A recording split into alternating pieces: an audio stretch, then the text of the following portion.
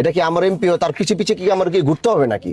এটা তার নলেজে থাকা দরকার যে শিবচরে এই প্রকল্পটা বন্ধ টাকার কারণে, জমিকরণের কারণে, বা 4 ধারা হয়েছে না কয় ধারা হয়েছে এটা সে জানে। ওনারা সরকারি বেতন নিয়ে কি করতেছে এটা হলো আমার আসল কথা, যে তারা কি দায়িত্ব পালন করছে, এটা কোন ধরনের দায়িত্ব পালন করা হলো। তারা ব্যস্ত ওই বালুর টেন্ডারে কে কি করলো, ওই যে বালুর টেন্ডার কইরা ওখান থেকে কে কত ভাগ পাবে, কে কত টুক নিবে, এগুলো নিয়ে হলো সবাই ব্যস্ত।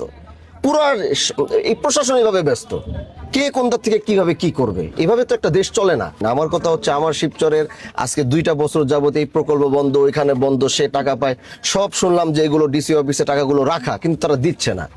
কেন দিচ্ছে না, তাদের সমস্যা কি, প্রবলেম কি, এটাও আমার জানা দরকার। তো আজকে এতদিন যাবত মানুষ এখানে কষ্ট করতেছে, আমাদের এই জমিগুলো না দেওয়ার কারণে ব্রিজের কাজগুলো বন্ধ, বৃষ্টি বাদল, মানুষের ভোগান্তি, এটা তো বিরাট সমস্যা।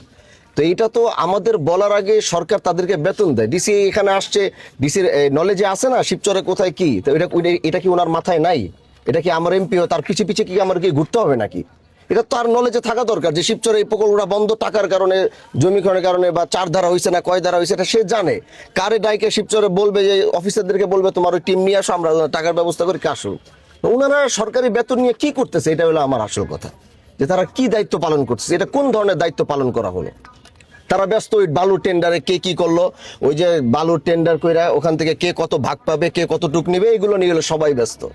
পুরো এই প্রশাসন এইভাবে ব্যস্ত, কে কোনটা থেকে কিভাবে কি করবে, এভাবে তো একটা দেশ চলে না, এভাবে একটা দেশ চালানো যায় না। আপনি যদি দেখেন এখন বর্তমান প্রাইম মিনিস্টারকে আপনি দেখেন, উনি উনি উনি কিভাবে চেষ্টা, রাত দিন 24 ঘন্টা অফিস করে সমাধান করার জন্য চেষ্টা করতেছে, তাহলে এরা কি করতেছে?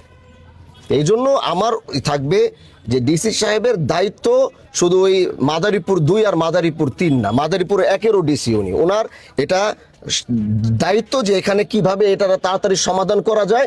এটা যদি ব্যর্থ হয় তাহলে এটা তার ব্যর্থতা, এটা অবশ্যই এটা তার দেখতে হবে। এখানে কাগজপত্র দেখবো আমি, এগুলো নিয়ে আমি ডিসির কাছে আমি দ্রুত ইনফর্ম করবো। আমার মেসেজ ওনার কাছে যাওয়ার সাথে সাথে আমার থাকবে, উনি দ্রুত আমার এটা সমাধান করে আমার এলাকা সচল করতে হবে, ব্রিজগুলো সচল করতে হবে, কাজ যেন দ্রুত হয়, আমার এলাকার উন্নয়ন যেন কোনোভাবে আটকায় না থাকে। কিন্তু যেগুলো মানুষকে বলছি, যেগুলো প্রতিশ্রুতি দিছি, এগুলো আমরা করবই।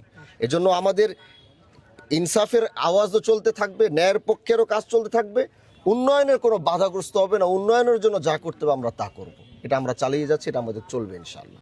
প্রথমবারের মতো প্রবাসীর সিটিতে শুরু হলো কমার্শিয়াল শপ বরাদ্দ। আপনার ব্যবসাকে দিন একটি আধুনিক ও সম্ভাবনাময় ঠিকানা। একই সঙ্গে নিশ্চিত করুন ভবিষ্যতে লাভজনক বিনিয়োগ। সীমিত সংখ্যক কমার্শিয়াল স্পেস এখন বুকিং চলছে। স্ক্রিনে প্রদর্শিত নাম্বারে আজই যোগাযোগ করুন এবং আপনার পছন্দের শপটি বুকিং নিশ্চিত করুন। স্পেস সীমিত, তাই দেরি নয়, আজই বুকিং করুন। প্রবাসীর সিটি, আপনার ব্যবসা ও বিনিয়োগের স্মার্ট সমাধান।